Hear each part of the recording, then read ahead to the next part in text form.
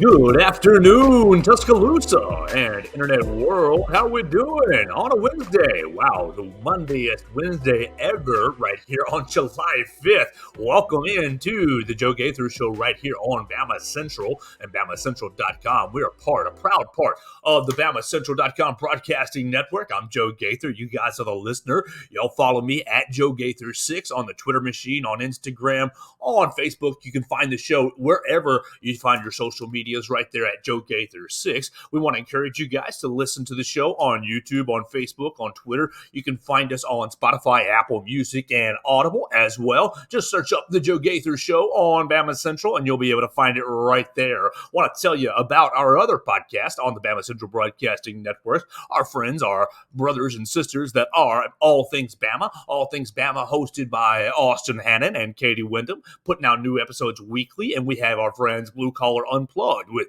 Blake Byler, Matthew Gibson, and Jacob Pickle on Blue Collar Unplugged. So really encouraging you guys to listen and download our other Bama Central podcasts. I appreciate everybody jumping in and joining us today. We're hopefully going to have a fun show today. I think it's going to be a fun show today. I hope so for all the listeners' sake. First off, I want to tell you big thanks to Caden Jones. Oh, let me stop that. Big thanks to Caden Jones for joining us yesterday on the show.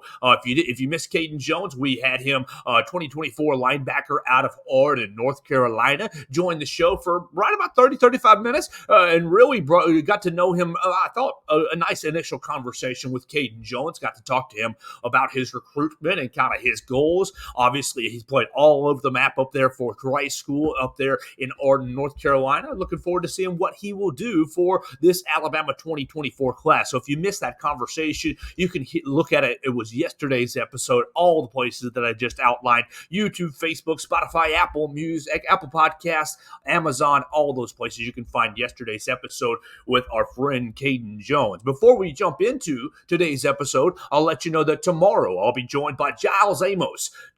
Giles was a tight end for the University of Alabama from 2016 to 2019. He played his final year at Arkansas State after graduating, after getting that Alabama degree. So Giles Amos was a part of a national championship team and really a part of the recent era of the Alabama Crimson Tide. So we will look forward to talking to Giles tomorrow on the program. We'll get his thoughts about Alabama's tight ends. We'll talk about his career, and we'll talk really about the Alabama 2023 season. I think the tight ends are going to be used heavily in 2023 with what you've got with CJ Dupree, Danny Lewis, Robbie Oots. You've got all kinds of talent in the tight end room. Mari Nyblack and Miles Kitzelman as well. And I honestly expect to see a little of Ty Lockwood as well, the true freshman. So I'm really looking forward to hearing from my man Giles Amos tomorrow on the program. I hope you all had a happy 4th of July. I hope everybody had a safe 4th of July. No fingers missing. Everybody enjoyed the fireworks. All the puppies and animals and veterans made it through the night very peacefully.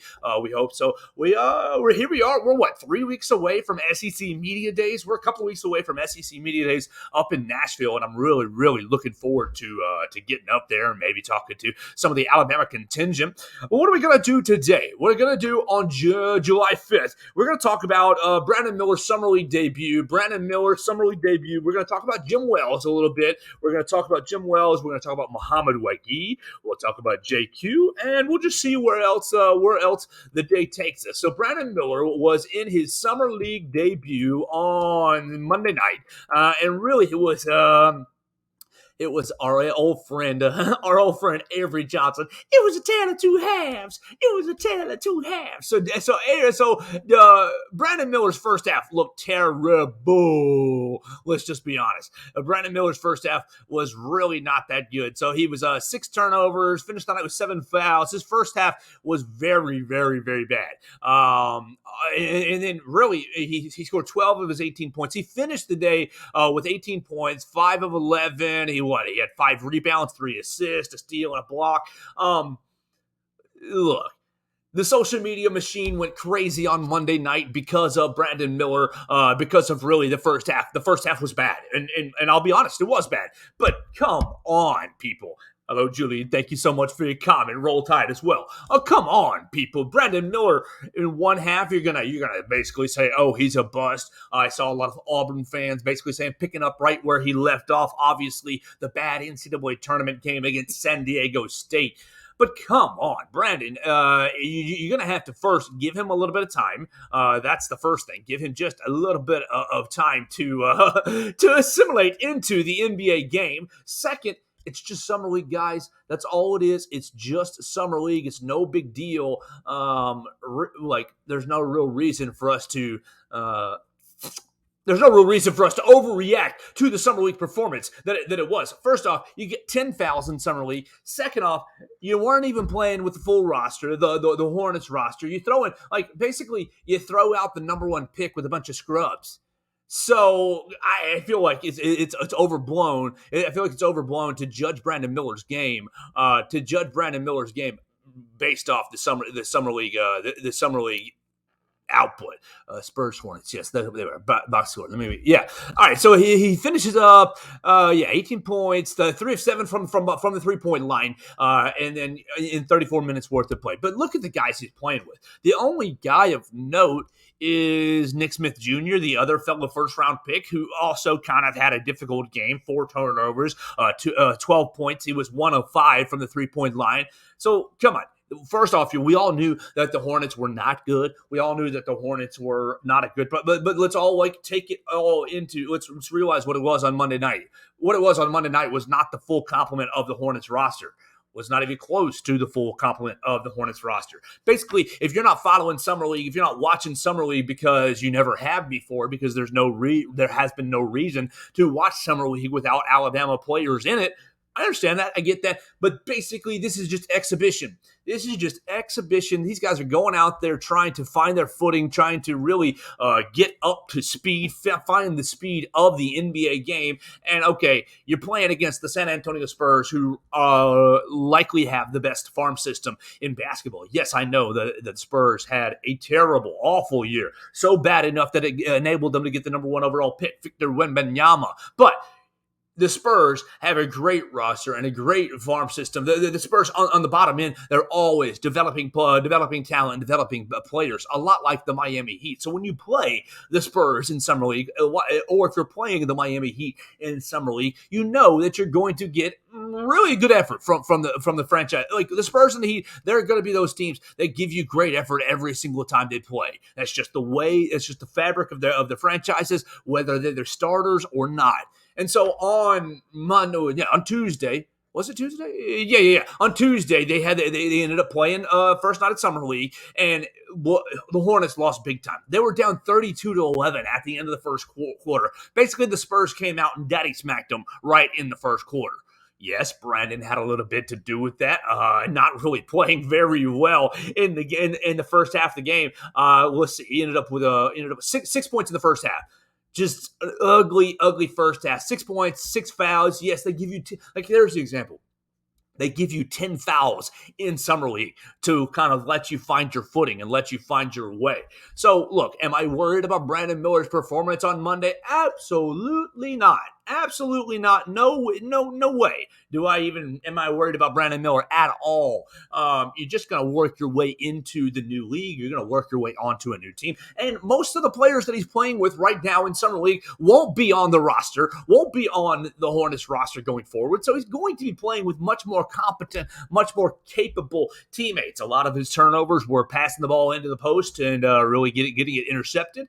He had a handful of turnovers where he was dribbling and got it pickpocketed and left the ball behind. So Brandon's going to be better, and Brandon will perform at a higher level going forward. I'm very confident in it. I'm confident in it. Why? Because I saw Brandon over the course of 35 games, whatever it was last year for Alabama. Yeah, you had a couple bad games, and yeah, you had a couple supersonic, amazing games. I'm thinking about the South Carolina 40-point performance. But you throw out the extreme good and you throw out the extreme bad, and what do you have in the middle? What do you have most often? A really, really damn good player. Really damn good player. And so, look, to have him go out there and maybe struggle in the first 20 minutes of his NBA career. I mean, honestly, the summer league stats don't even the summer league stats don't even count going forward. So I think that the performance on Monday or on Tuesday night really was. It was Monday. It wasn't Tuesday. Why am I getting? Yeah. Okay. My calendar across the top is telling me it was Monday night that I watched that, not yesterday. But the Hornets are coming back out tonight. The Hornets are playing tonight, 5 o'clock. They're playing out in Sacramento, and they're playing the Warriors. You're gonna get a chance. If you have NBA League Pass, you'll be able to see it, but you won't see it on Big Boy TV. We'll have to keep up with Brandon Miller's performance on the social media machine. And look, I expect everything to go well for Brandon going forward. Sometimes it's going to take a second, and to have the overreaction. It was a massive overreaction on social media from the first half. Ha ha ha! Brandon Miller, such a bust. Ha ha ha! Brandon Miller, you must not really be a shooter. Lots of gun jokes. Lots of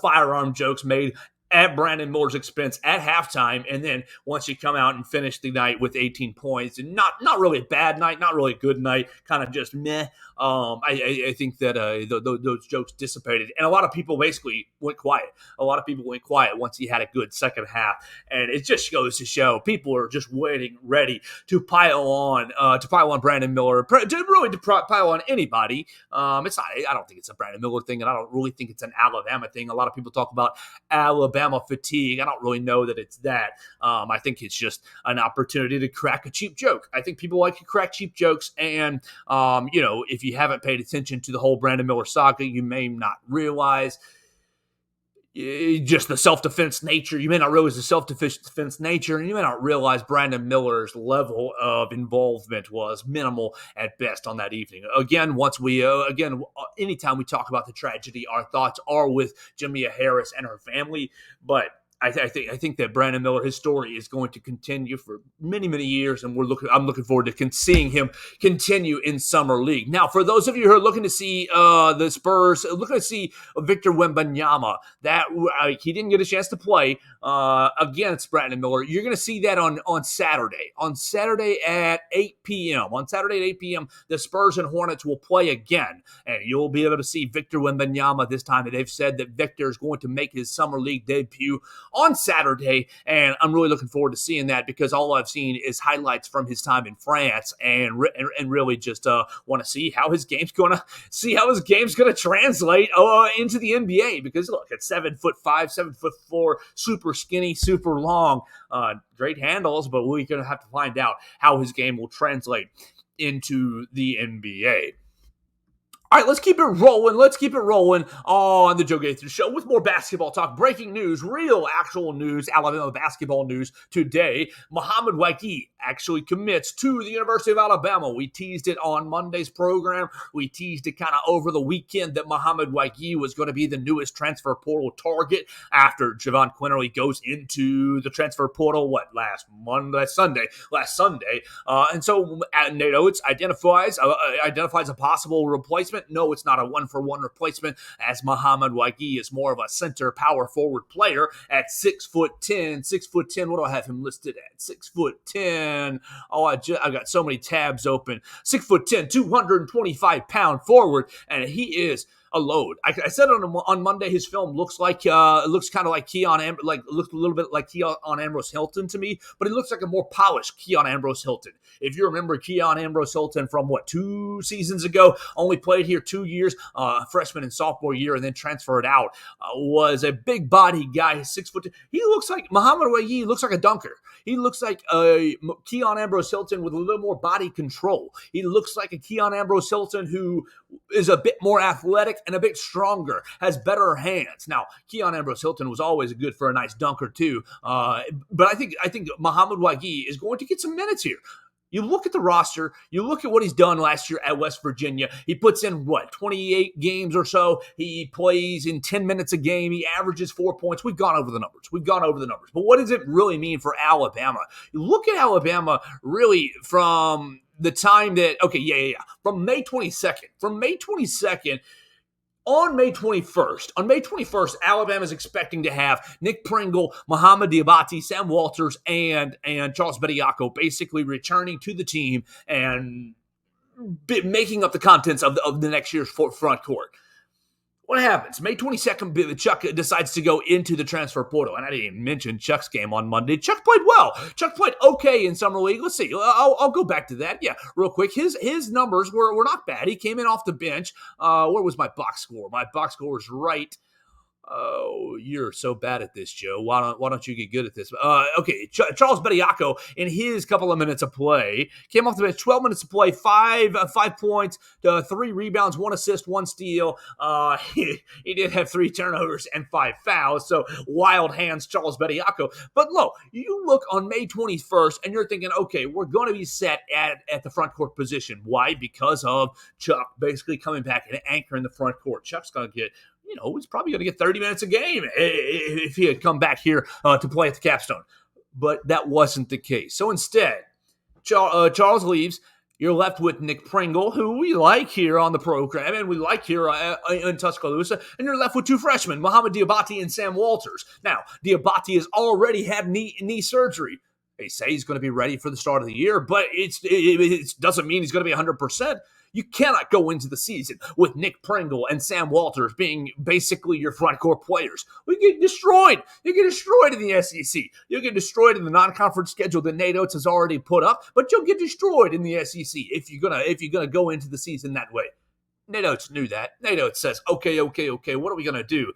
Let's go into the transfer portal and we'll find our friend Grant Nelson. Now, Grant Nelson and Charles Bediako kind of have similar just pathways per se. They both wanted to go into the NBA. They both entered their name into the NBA draft, but Grant Nelson didn't really like what he heard from the NBA scouts and said, I'm going to go back to college. I'm going back to college. I'm going to improve my game. Let me go find a school. Let me go find a program, a playing style that accentuates my talents, and gets me into the NBA. So, boom, you bring in Grant Nelson, an upperclassman, somebody who's really, I think, is going to be a great player for Alabama. I think he's going to really be a cornerstone piece to this year's team.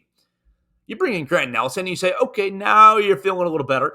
You go out and you convince Jaron Stevenson to reclassify into the 2023 class. And so, boom, now you've added 2 players, and then on top of that, you go out and get Mohamed Wague after the Bob Huggins kind of debacle, after the Bob Huggins flame out up there in West Virginia. Their roster is in a state of flux after his firing, after his resignation. So Mohamed Wague becomes available, and now on July 5th, your front court is looking like Grant Nelson, Nick Pringle, Jaron Stevenson, Mohamed Wague, Sam Walters, Mohamed Diabate. Like now I'm really excited. Now I'm really excited about this year's front court. And now, look, you've got people who say, Joe, you always love Alabama basketball. You're always excited. Yes, that is true. I'm always pumped for Tide Hoops. I cannot wait for it to return. But I think that these six players that you've now got in the front court provide you with enough depth in case you get in foul trouble. Nick Pringle is a little bit physical. Diabate and Sam Walters, freshmen, will get into foul trouble. Jaron Stevenson will get into foul trouble. You don't want them to, but that's just what will happen. I think that you were walking into the new season with great depth now that you've got Grant Nelson, Jaron Stevenson. You look through, you can put Grant Nelson into the NBA. He can be a one and done. Jaron Stevenson might be a one and done. I think you're probably going to get him for 2 years, but you're now, what you've done on the guard side, what you've done with the guards of Colin Sexton, J.D. Davidson, and really, I know Brandon Miller, not a true guard, more wing side, but what you've done with ball handlers, Kyra Lewis, you've put ball handlers into the NBA, Nate Oates, and now you put Herb Jones and now Noah Clowney into the NBA. You're going to follow that up this coming up year with Grant Nelson for sure, and you never know who's going to follow him. I think unbelievable. I mean, we all love Coach Saban, and no disrespect to Coach Saban, but really the ability to go out for Greg Byrne, 4 years ago, and to identify Nate Oates as the next big thing in college basketball, someone who's going to work very hard, someone who's playing a modern style of game, and someone who's going to recruit his tail off. Just bow down over and over to Greg Byrne. Now, of course, you want to get the new basketball arena built. You do, but really, Nate Oates has just been an absolute wizard since he's come to Tuscaloosa. And again, still one scholarship available, one scholarship remaining for the 2023 roster. I don't see Alabama filling it. I think that Alabama is going to go with kind of what the Tide did last year, going with 12 men on the roster, 12 scholarship players on the roster, leaving the one scholarship available in case something happens down the line. We saw last year Davin Cosby enrolled early and basically filled that scholarship. Never got any time, but enrolled early, got himself thrown out of the Auburn game, got himself kicked out of the Auburn game. Oh, that was a mess and a half. But I think Alabama's going to go into the year with the 12 scholarships with one open, just to kind of leave a little flexibility in case some weirdness happens down the line. So there's your basketball talk. Brandon Miller having a meh summer league debut on Monday. He's going to go back at it today.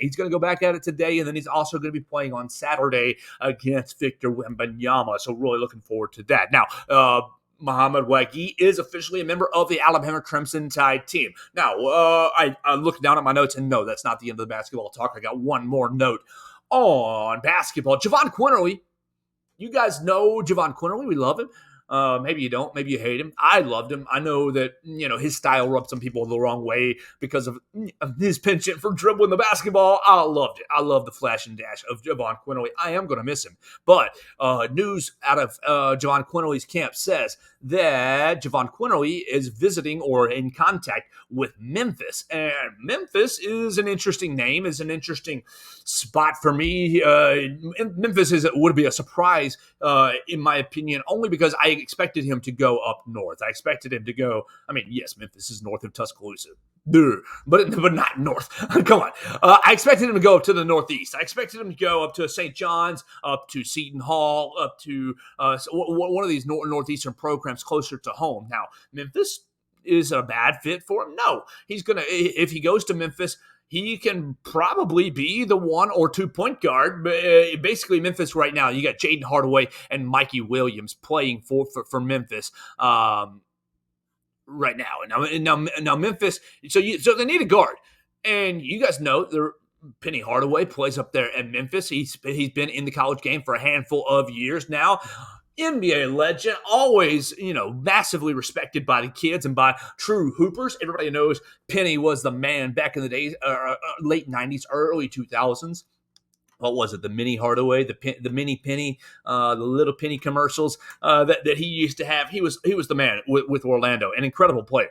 Now, I do think that, that's not a bad place for him to go. That's not a bad place for him to end up. Now, I would like to see him more in the northeastern area just because of the hometown connection. But what I really want is for JQ to go where he wants to go and for JQ to find the fit that he wants. Is Memphis coming in with a large financial commitment? I'd say it's likely. If you're going to lure Javon Quinterly to your campus, you're going to have to offer. I think you're going to have to offer a substantial NIL package. Because as Hunter Johnson told us last Friday on the program, Alabama had committed a rather large NIL package to Javon Quinterly. So I know people say, oh, you transfer out, and we don't care about you anymore. I am interested to see where Javon Quinterly goes. I'm going to be cheering for him in his final year. I'm hopeful that he goes to a place where his talents are accentuated. His talents can be put on display. Now, I don't expect him to go to the NBA after 1 year at wherever college he goes to. I expect him to probably be playing in Europe or, in Europe or in a foreign league somewhere. I think he's going to make money playing professional basketball. I just don't know if it's going to be in the NBA. I think I think if I have this right, he's in the same recruiting class. I think he's in the same recruiting class as Zion Williamson. And look, you all know the drama that's going on with Zion, but that same recruiting class, Zion Williamson, RJ Barrett, I think that's the Ja Morant recruiting class. Those guys are already in the league like 3 or 4 years now. And so for JQ to not have made it, I think that he's kind of figured out what his path's going to be. He's going to go one more year in college, make himself some money stateside, and then probably hit it big on the foreign tour. Hit it big in a foreign professional league. Excuse me. All right, let's spin it real quick to baseball, Alabama baseball. Yeah, woohoo! It's been a couple of weeks since we've talked Alabama baseball, but I want to talk about a little breaking news this morning. Jim Wells, you all remember Jim Wells, 1995 to 09, head coach right here at the Capstone. Jim Wells was selected for the American Baseball Coaches Association Hall of Fame, the class of 2024. He goes in with 10 other, he's joined by several other head coaches, Cal Bailey, Danny Hall of Georgia Tech, Pat McQuaid, Jim Morris, Brian O'Connor. So he's going in with several other, Jeff Willis. He's going in with several other college baseball coaches. And so look, Jim Wells basically his birth. Really, Alabama baseball has not seen the success since Jim Wells has departed in 2009. Look, he's the all-time winningest coach here at Alabama, 625 and 322 across 15 years. Whew. Basically a 2-1 winning record. He includes 259 wins in SEC play. Look, he took Alabama to 3 of its 5 College World Series appearances, making it in 96, 97, and 99. Went to 12 NCAA regionals, won 3 SEC Western titles, 2 regular season titles, 6 SEC tournament championships. So really amazing coach, amazing legacy as we continue on down his resume. SEC Coach of the Year, both in 1996 and in 2002. Jim Wells, we had Andy Phillips on the program maybe 4 or 5 weeks ago on a Friday to kind of preview the Alabama Super Regional or regional round right here in Tuscaloosa. And he talked a lot about Jim Wells. He called him the most organized baseball mind, the smartest baseball mind he's ever been around. And we all know that really you did the renovations to the Joe after Jim Wells's departure. I know that he really wanted that to occur during his tenure there, but the baseball program has not really, let's be honest, been the same since Wells' departure. Do we love what we saw over the last 8 weeks this past season with Jason Jackson? Absolutely. Do we hope that Rob Vaughn keeps it going this coming up year? Absolutely. But you got to give homage. You got to really, really respect, and you've got to give tip of the cap to Jim Wells being named to the American Baseball Coaches Association Hall of Fame. Really, the highest honor for coaches, for college baseball coaches, and it is past time that he found himself into the Hall of Fame. The ABCA was founded in 1945. The Hall of Fame beginning in 1966. The 2024 ABCA Hall of Fame induction ceremony will be held on January 5th out there in Grapevine, Texas. So in January 5th, Jim Wells will be officially inducted into the American Baseball Coaches Association Hall of Fame. And we really want to salute and give a tip of the cap to Jim Wells, baseball coach right there. Really made his hay and really birthed the baseball program that we know today. And hopefully Rob Vaughn can take a step forward on what we've been building over the last 6 or 7 weeks. All right, so that's kind of what I've got on my notes for the list, but I've got a bunch of tabs across my computer. We're going to run through those because there are a lot of smaller stories on the day. Not really enough for like huge topics, but stories that caught my eye. What are we going to do? What are we going to do first? We'll just go left to right. We'll go left to right. I want to talk about, my man Chris Walsh. Chris Walsh, the boss man on BamaCentral.com, has continued his 5x5 series, and I want you all to read it. I want you to check it out on BamaCentral.com. You can check out all of his 5x5. So far, he has done specialists. He's done centers, cornerbacks, defensive tackles, and specialists. I want to talk about, and tight ends. Let's see. So he's taken position groups and basically named the top 5 Nick Saban players at those position groups. I'm just very interested at his on his topic with defensive ends right here. Defensive ends was a couple of days ago. He outlines it's kind of threadbare. When you look at defensive ends here in the Nick Saban era, of course, Jonathan Allen is number one, and that's Chris's pick because it's the easiest and the obvious pick. There's nothing wrong with taking the obvious pick. There's no one to challenge Jonathan Allen as a defensive end. When you look at the Alabama roster, you look at Alabama football over the last handful, really over the 15 years, 16 years that Coach Saban has been in charge, you're really looking at defensive ends who are really more like defensive tackles and outside linebackers or edge rushers, jack linebackers who are really more like outside guys. So you kind of convoluted this defensive end. All right, so I'll just tell you. Chris Walsh goes 5-1. Quentin Dial, Jeffrey Pagan, Ed Stinson, Damian Square, and Jonathan Allen. Now, Jonathan Allen easily the number one. But if you ask yourself, okay, I don't recognize 2 through 5, you may or may not be a diehard Alabama fan. Damian Square still playing in the NFL, I believe. Ed Stinson made it to the league. Quentin Dial made it to the league. Look, it's really interesting. All of these guys made it to the NFL, but it's really interesting to see, Nick Saban, master of defense. Looking through some of these defensive linemen, look, I mean, I'm going through other names on this list. Deshaun Hand, Ayabi Anoma, Antonio Alfano. Yeah, those two names will give you PTSD. Ayabi Anoma and Antonio Alfano. You're looking at the highest rated recruits right there on that list. You look at LeBrian Ray, also one of the highest rated recruits. Justin Aboigbe still on the roster. Curtis Perry, just a freshman on the roster. Look, Quentin, you look at who else? Wallace Gilberry was one of the best defensive. So for such a strong Coach Saban always churning out defenders left and right. First round draft picks left and right. For such a penchant of developing talent and producing talent for the NFL, I think it's very interesting that you look at the defensive end position. Look at the defensive end position across time, and other than Jonathan Allen, there really hasn't ever been a superstar type player. There really hasn't been a superstar type, leader that, you've got the Superman sack for Jonathan Allen. And obviously he find himself in Heisman Trophy voting. I believe he was 5th or 6th, something like that. Obviously won the Nagurski Award, was very well respected. Huge leader here at the capstone. But outside of Jonathan Allen, slim pickings when you think about true defensive ends in the Nick Saban era. So we'll keep watching the 5x5 series that our man Chris Walsh is running. Chris Walsh, the head man in charge here at BamaCentral.com. Follow him at Writing Walsh on the Twitter machine. And yeah, okay, I'll just spin it. We'll go one more. We'll go one more to continue the theme. Here was his top 5 specialists. This is kickers. This is punters. This is kickers, punters, and that's all we got. Kickers. Okay, so number 5, he has a tie at number 5.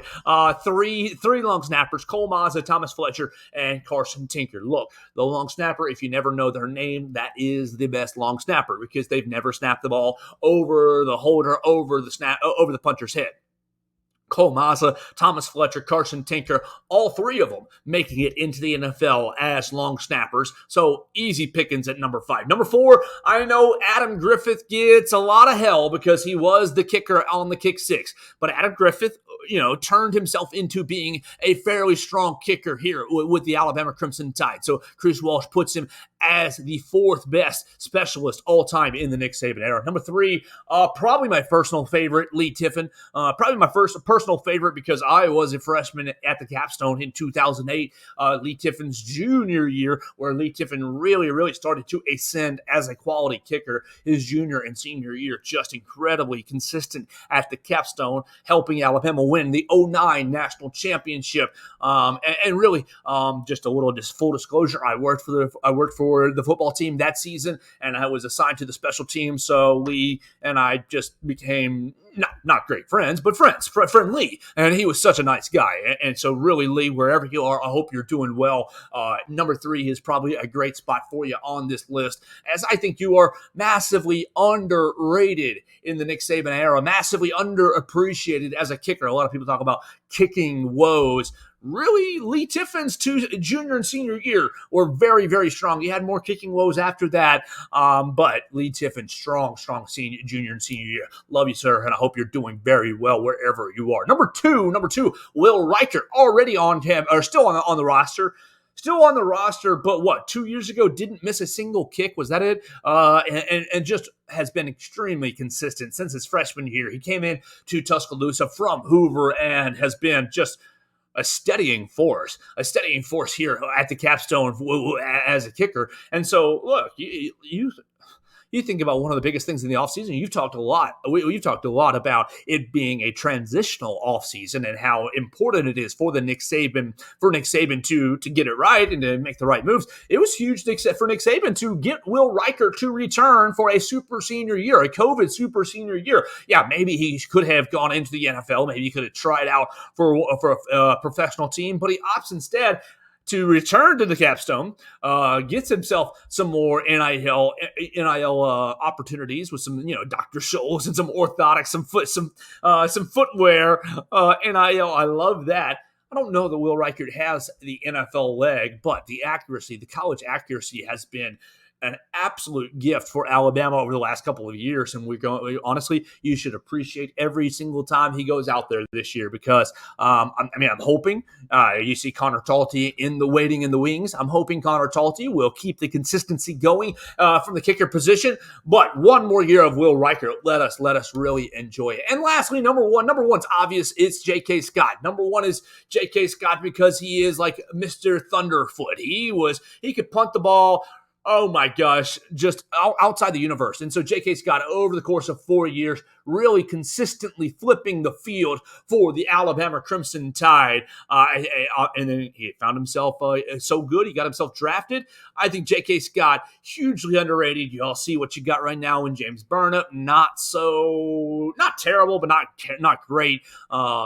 J.K. Scott just always consistently catching the punt and booming the punt, letting them go. I don't know that J.K. ever had one block. And so J.K. Scott comes in at number one for my man Chris Walsh's all-time five best specialists in the Nick Saban era. Let's keep it going. All right, my next little short story is Colin Simmons. Colin Simmons, if you don't know about him, he's a 2024 five-star prospect out of the state of Texas. He's an edge rusher, and look, he's uncommitted right now. He's got every single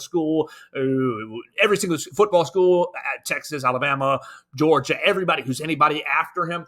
And Colin Simmons, yesterday, day before, puts out a little social media photo of him working out with a superstar, a legend, a Heisman Trophy winner. No, he wasn't working out with Herschel Walker. He wasn't working out with Ricky Williams or anybody in Texas. He wasn't working out with, who else can I think of? Reggie Bush for USC. No, he was working out with Derrick Bleepin' Henry. Our man, El Tractorcito, Derrick Henry, still on the recruiting trail for Alabama. Amazing. Obviously, he's continuing his career with the Tennessee Titans and preparing for a new season with the Tennessee Titans and going to probably take over and continue to own the NFL's rushing title. But Derrick Henry working out with Colin Simmons shows me, one, that Derrick Henry is still invested in the Alabama Crimson Tide to a degree. I mean, it's not his main focus, I'm sure. But what's the harm in letting an elite athlete work out with you? What's the harm in seeing, let's find out about this kid, Colin Simmons. I'm sure the guys worked hard together, had a great workout together. They put up a photo, both of them shooting up the deuces and really flexing, both of them covered in sweat. I don't pretend to imagine what it's like working my body that hard. Yes, I did high school workouts and high school football stuff, but come on, I never was in that level, that Derrick Henry level. And we all know the Derrick Henry off-season workouts are insane. We see the videos every single year with him doing, running up a hill, doing crazy strength and conditioning, crazy resistance bands, and all kinds of wild balancing acts. Derrick Henry keeping himself in tip-top shape. And I think it's very, very interesting that he spent some time yesterday, day before, working out with elite defensive end, outside linebacker, edge rusher Colin Simmons. And I'm talking 5-star, I'm talking top 10 player in the entire class in the entire 2024 class. So Colin Simmons is that important. And I think it's very, very cool that that Derrick Henry is working out with him and taking a photo, getting the photo op. You obviously, dude, if I'm working out with Derrick Henry, even for 5 seconds, I'm going to say, hey, man, will you take a selfie with me as you kick my butt, as you kick me into oblivion, as you send my heart rate into overdrive? Because I'm sure that is what's going on with those guys.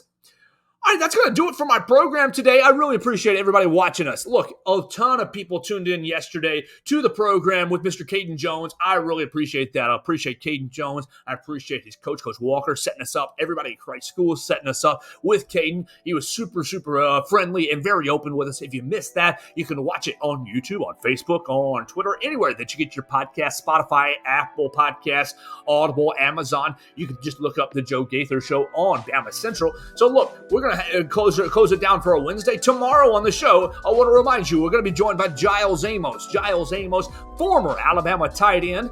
He was tight end right here from 2016 to 2019. He also spent 2020 with Arkansas State, the Red Wolves. So we're going to talk to Giles Amos tomorrow, really about his career, his time at the Capstone. We'll talk to him about the tight end room right now. Amari Nyblack, CJ Dupree, everybody loaded up for the new season. We'll talk to him about Tommy Reese, really about everything Alabama football related with Giles Amos tomorrow on the program. So that's going to do it for me today on a Wednesday. We encourage you guys to like, review, subscribe, tell somebody about the program, and of course tell somebody about our brother and sister programs, All Things Bama and Blue Collar Unplugged, the other programs on the BamaCentral Broadcasting Network. We appreciate our man Chris Walsh putting us on each and every day. We appreciate you, the listener, watching us. Tell a friend, and we'll be back tomorrow with Giles Amos, Alabama tight end 2016 to 2019. That's going to do it for our today's edition of the Joe Gaither Show right here on BamaCentral and BamaCentral.com.